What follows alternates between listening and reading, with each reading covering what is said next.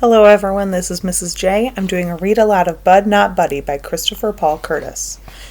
We're on chapter 10. If you're following along with me in the book, we're on page 96.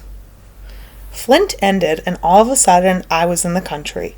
It was like one of those days that it's raining on one side of the street and not the other. Here you have Flint and a sidewalk. You take one baby step, and here you have the country and a dirt path.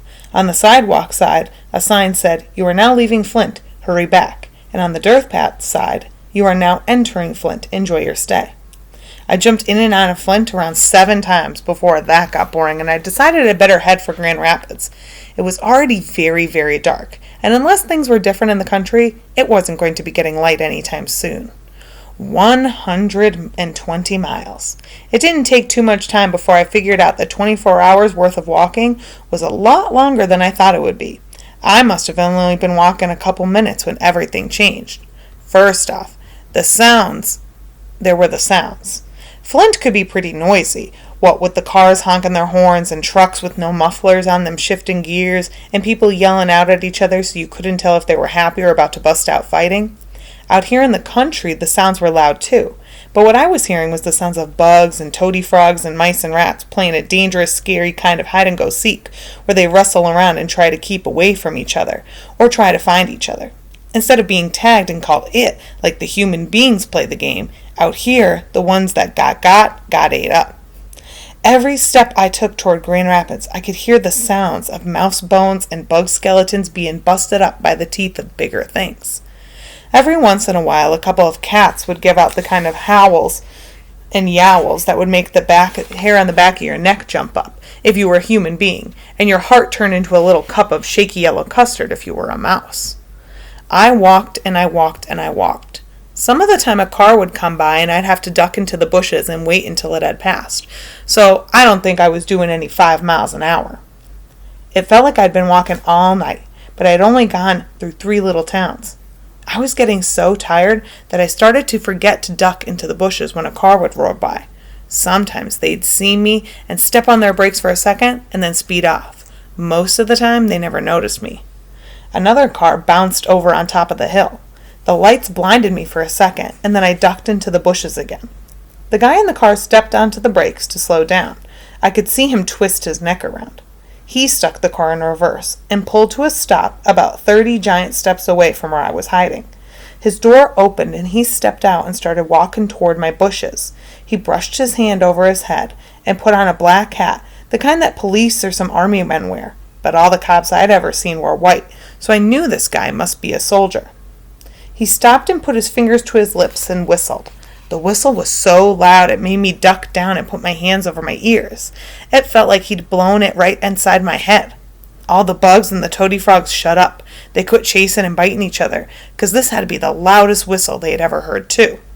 Rocks were crunching as the man in the black hat walked a couple of steps up to the road, then stopped again. For the second he blasted my ears with that whistle, the noise-making critters in the patch of road got quiet. He said, "Say hey!" He waited and then yelled, "Say hey! I know my eyes aren't what they used to be, but I know they aren't so bad that they'd lied to me about seeing a young brown-skinned boy walking along the road just outside of Owasso, Michigan at 2:30 in the morning." I couldn't tell if he was talking to me or to himself. I peeked up to see if I could get a better look at this man. He came closer to me. Then he stopped about 10 giant steps away. "And I'ma tell you, I've seen some things out of place before, and a young brown-skinned boy walking along the road just outside of Owasso, Michigan at 2:30 in the morning is definitely not where he ought to be. In fact, what is definite is neither one of us should be out here at this time of night." He squatted down and said, "Are you still there?" I raised my head a little higher to get a better look at him in his big car. He'd left the door open and I could hear the engine of his car grumbling. It was saying, "Wugga, wugga, wugga, wugga, wugga." "Son," he said, "this is no time to play. I don't know and I don't care why you're out here, but let me tell you, I know you're a long way from home. Are you from Flint?" How could he tell I was from Flint just by seeing my face for a second in the headlights? I wonder how grown folks know so doggone much just by looking at you. Something was telling me to answer him, but I still wanted to get a better look. He stood up. "You know what?" I bet if I can't get you to come out and talk, I got something else that might make you show your face. From the quick look I got at you, you seem a little on the puny side. I'll bet anything you're hungry. It just so happens that I've got a spare bologna and mustard sandwich and an apple in the car. You interested?" Shucks, how did he know I was so hungry? Then he said, "Might even have some extra red pop." Before my brain could stop, my stomach made my mouth yell out, "I don't like mustard, sir." The man who could tell which bushes I was hiding in, but he didn't bum rush them or try to get me. He just laughed and said, "Well, I didn't check, but I don't suppose the mustard's been glued on. I'll bet we can scrape it off. What do you say?" I was carefully talking to him so he couldn't track where I was. I turned my head and talked sideways out of my mouth like I was one of those ventriloquists. "Just leave them on the side of the road and I'll get them. And please open the bottle of pop, sir. I don't have a bottle key on me." He squatted down and said, "Oh no, can't do that. The deal is I feed you and you show me your face." From the way the man talked, he seemed like he was okay. And before my brain could stop, my stomach told the rest of me to slide my suitcase deeper into the weeds and walk out. The man stayed squatted down and said, "I knew I saw something. A deal's a deal, so I'll go get your food, all right?" "Yes, sir." He stood up. He turned his back to me, then ducked inside the car. A second later, he came back out with a brown paper bag and a big bottle of red pop. "Here it is." He stood there acting like I was going to have to come over to him to get it. "Could you put them down and I'll eat them and you can keep driving, sir?" He laughed. "Thanks for your concern, but I've got a little time to spare." With him standing there in the dark, dangling the bottle of red pop out of his right hand and his red tail lights of the car behind him shining through the bottle, it looked like the reddest red in the world. I walked right up to the man like I was hypnotized. I forgot all about my manners and reached right out. He raised the bottle over his head. "Hold on now. Could I have some of the pop, sir?" He smiled. "That's not why I said hold on. I said it because we have some talking to do first." My eyes left the bottle and looked up at the man.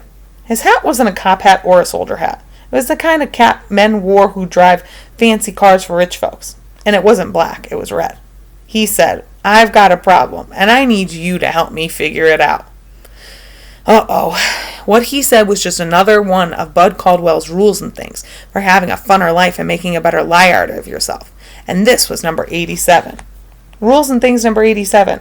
When an adult tells you they need your help with a problem, get ready, because you're about to be tricked. Most times this means they just want you to go fetch something for them. The man said, "My problem is I'm not quite as brave as you are. I'm feeling very, very uncomfortable standing on the side of the road just outside of Owasso, Michigan at 2:30 in the morning. And the sooner you can put my mind at ease about what you're doing out here, the sooner we can both go about our business, okay?" I nodded. He waited a second and then nodded too. I nodded back. He said, "Well?" I was too doggone tired and hungry to think up a good lie. "Nothing, sir." He looked disappointed. "What's your name, son?" "Son?" "Bud, not Buddy, sir." "Oh, there's an unusual name. Did you run away from home, Bud, not Buddy?" I could tell this guy was poking fun at me, but I answered anyway. "Yes, sir." "Okay, that's a start." He handed me the bottle of red pop. He must have had it sitting in ice in the car. It was cold and sweet and delicious. After a couple of seconds, he pulled the bottle away from my mouth. Hold on. Don't bolt it all down on the first pull. There's plenty here." I slowed way down. "Okay, Bud, you've run away from home. Where is that?" I don't know if it was because of the red pop juicing up in my brain or because I'm such a good liar, but one of those things got me thinking again real quick. The first thing I knew was that no matter where I told this man, he wasn't going to let me stay out here by myself. But the nervous way he kept looking around was making it seem so scary that not staying out here was okay. The second thing I knew was I couldn't tell him about the home or the Amoses, and I wasn't about him to let him take me back to either one of those. The man said, "Where's home, Bud?" Then another jolt of red pop must have pumped through my heart because my brain came up with the perfect lie. "I ran away from Grand Rapids, sir." See how perfect the lie was?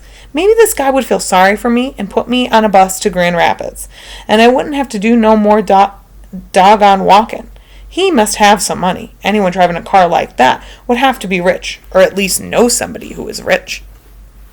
The man scratched under the back of his hat and said, "Grand Rapids." He said it like it was the most unbelievable thing in the world, like you need to put 6 exclamation points after it. Something about the way he said it made me nervous, but I answered him, "Yes, sir." That's the bad thing about lying. Once you say one, you've usually got to stick with it. "Well, I'll be," the man said. "That's where I'm from. I left there not an hour and a half ago." He snatched the bottle out of my hand, grabbed my arm, and walked over to the passenger side of the car and started to open the door. I was glad I was going to be getting a ride, but I said, "Sir, I left my suitcase over in the bushes. Can we please go get it?" "See, my eyes aren't nearly as bad as I thought they were. I knew you had a box or something, Bud, not Buddy. You don't know how lucky you are I came through here. Some of these Owasso folks used to have a sign hanging along here that said, and I'm going to clean up the language for you. It said, 'To our Negro friends who are passing through, kindly don't let the sun set on your rear end in Owasso.'" He must not have trusted me, because he kept a hold of my arm. We went over to the bushes and I grabbed my suitcase. Then he walked me back to the car. When he opened the passenger side door, I could see that there was a big box sitting in the front seat. The man never let go of my arm and wrestled the box into the back seat. If he would have let go of my arm for just a second, I would have run like the devil was chasing me. On the side of the box, in some big red letters, it said as clear as anything, "Urgent, contains human blood." Oh man, here we go again.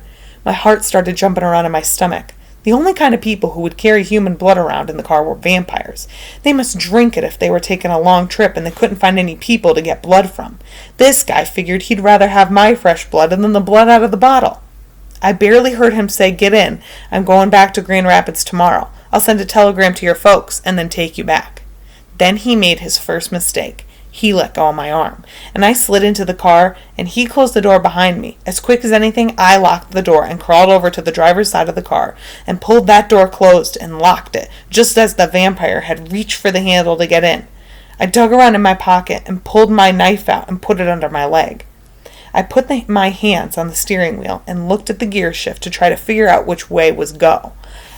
I stretched my legs out as far as they'd reach, just so I can get to the gas pedal. I pulled the gear lever down, and the car took off with me, and the vampire was running as hard as he could to catch me. Wow, if I kept up things like this, I would knock Babyface Nelson off the FBI's 10 most wanted list.